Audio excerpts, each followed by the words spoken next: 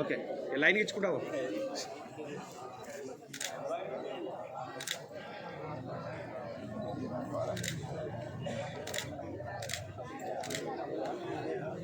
मुबारक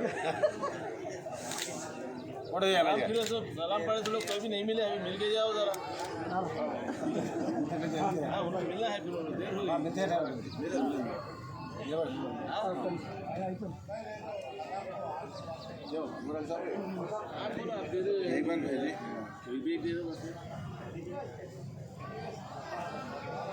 सालिम स्वामी अजी सर ना ना दा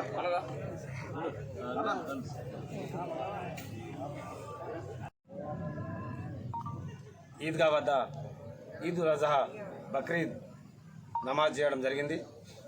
ఈ అరేంజ్ చేసినటువంటి ఈద్గా కమిటీ వాళ్ళందరికీ యొక్క శుభాభివందనలు తెలియజేస్తూ అందరికీ మరొకసారి ఈద్ ముబారక్ తెలియజేస్తూ ఇక్కడికి వచ్చేసినటువంటి కాంగ్రెస్ పార్టీ పట్టణ అధ్యక్షులు రాజన్న గారికి, ఇక్కడ ఉన్న అందరికీ పెద్దలందరికీ మరొకసారి ఈద్ ముబారక్ తెలియజేస్తూ, ముఖ్యంగా ఈ ఈద్ వల్ల మనందరం ఇక్కడ మన ప్రవక్త మహమ్మద్ మన ఖురాన్ ఏం చెప్తుందంటే శాంతి, అహింస, సౌభ్రాతత్వం కలిగి ఉండాలని చెప్పి తెలియజేస్తుంది. టెర్రరిజాన్ని, మానవహింసను ఇస్లాం మతం ఎప్పటికీ ఎన్నటికైనా కానీ వాటిని సమర్థించరు. అది ఎవరైనా తప్పు చేస్తే వారి మీద చర్య తీసుకోవచ్చు అని చెప్పి తెలియజేస్తున్నాం. ముఖ్యంగా భారతదేశంలో లౌకిక రాజ్యం ఉంది. మన రాజ్యాంగం ప్రకారంగా అన్ని మతాల వారు, అన్ని జాతుల వారు, అన్ని కులాల వారు కలిసిమెలిసి భిన్నత్వంలో ఏకత్వం, అన్ని కులాలు కూడా కలిసి అన్ని పండుగలను కూడా హిందువుల పండుగ కానివ్వండి, దసరా కానివ్వండి, దీపావళి కానివ్వండి, బక్రీద్, రంజాన్ ఈ పండుగల్లో కలిసిమెలిసి అందరం కూడా జరుపుకుంటూ ఉన్నాం. ఇదే విధంగా కొనసాగాలని తెలియజేస్తూ, ముఖ్యంగా ఏదైతే టెర్రరిజం ఉన్నదో, ఎవరైతే టెర్రరిస్టులు ఉన్నారో, ఏదైతే ఆగాయితానికి అక్కడ పహల్గామ్లో పాల్గొన్నారో వాటిని మేము ముస్లిం సమాజం కూడా దాన్ని ఖండిస్తూ ఉన్నది.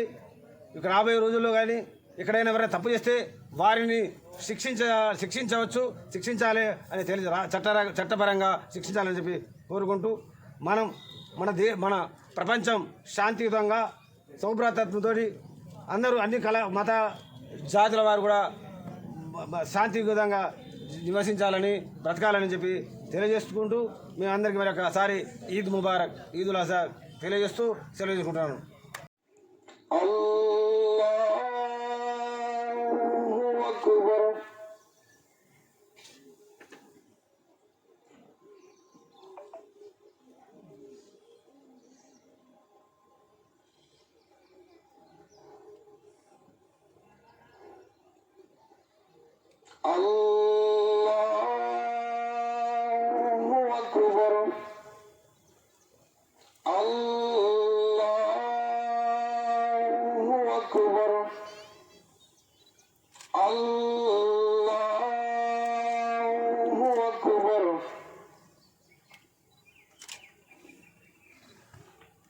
Alhamdulillah Rabbil Alamin Ar-Rahmanir Rahim Maliki Yawmiddin Iyyaka na'budu wa iyyaka nasta'in Ihdinas siratal mustaqim Siratal ladzina an'amta 'alaihim Allin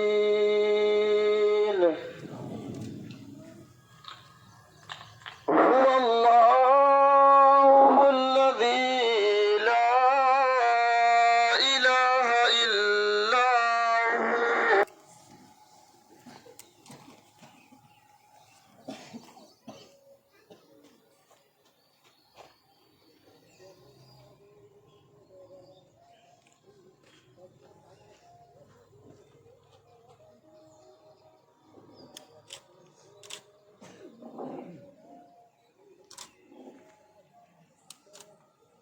سمع الله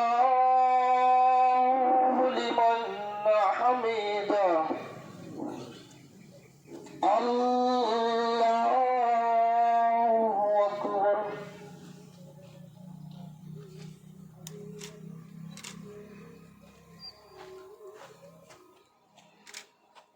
الله أكبر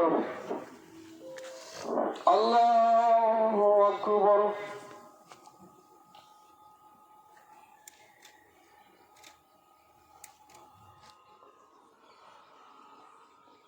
الله